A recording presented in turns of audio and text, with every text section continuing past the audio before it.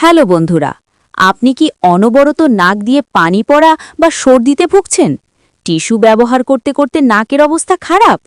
কোনো কাজেই মন বসাতে পারছেন না? চিন্তা করবেন না।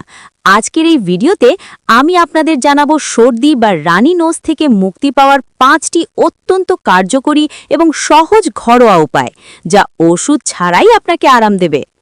ভিডিওটি শুরু করার আগে একটি কথা বলে রাখি, এই উপায়গুলো সাধারণ সর্দি কাশির জন্য।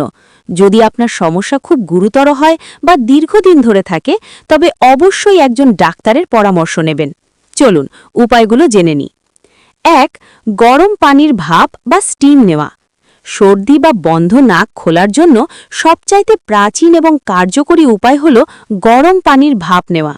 একটি পাত্রে গরম পানি নিন, মাথার ওপর একটি তোয়ালে দিয়ে ঢেকে পাত্রের দিকে মুখ করে গরম ধোঁয়া বা ভাপটি নিঃশ্বাস হিসেবে গ্রহণ করুন। এটি 10 মিনিট ধরে করুন। এতে নাকের ভেতরে শ্লেষ্মা পাতলা হবে এবং আপনি তাৎক্ষণিক আরাম পাবেন।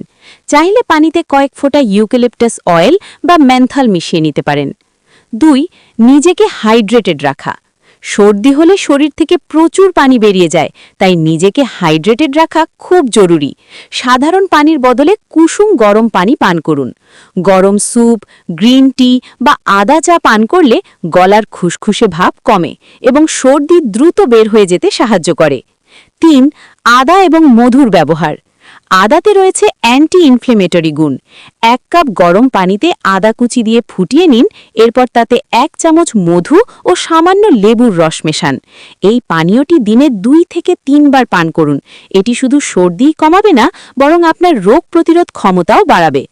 4. লবণ পানির ব্যবহার। 1 গ্লাস কুসুম গরম পানিতে আধা চা চামচ লবণ মিশিয়ে গার্গল করতে পারেন, যা গলার জন্য ভালো। এছাড়া নাকের জন্য আপনি স্যালাইন ওয়াটার বা লবণ পানি ড্রপার দিয়ে নাকে দিতে পারেন। এটি নাকের ভেতরের ইরিটেশন কমায় এবং জীবাণু দূর করতে সাহায্য করে। সবশেষে, সর্দি সারানোর জন্য আপনার শরীরকে সময় দিতে হবে। পর্যাপ্ত বিশ্রাম নিন এবং অন্তত 7 থেকে 8 ঘন্টা ঘুমান। যখন আপনি ঘুমান, তখন আপনার শরীর রোগ প্রতিরোধে বেশি কাজ করতে পারে। তো বন্ধুরা, এই 5টি সহজ উপায় মেনে চললে আশা করি খুব দ্রুতই আপনি সর্দির হাত থেকে মুক্তি পাবেন। আজকের ভিডিওটি আপনার কাছে উপকারী মনে হলে অবশ্যই একটি লাইক দিন এবং কমেন্ট করে জানান আপনি সর্দি হলে কোন ঘরোয়া টোটকা ব্যবহার করেন। বন্ধুদের সাথে শেয়ার করতে ভুলবেন না।